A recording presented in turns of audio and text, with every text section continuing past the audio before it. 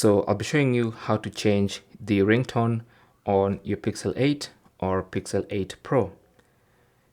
So what you want to do is go into settings.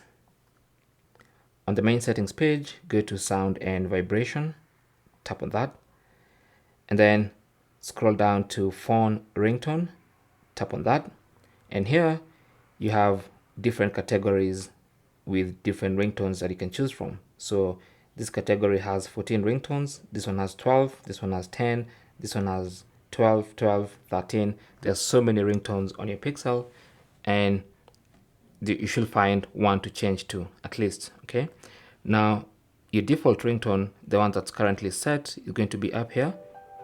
It's that one, and even there you have all these ringtones.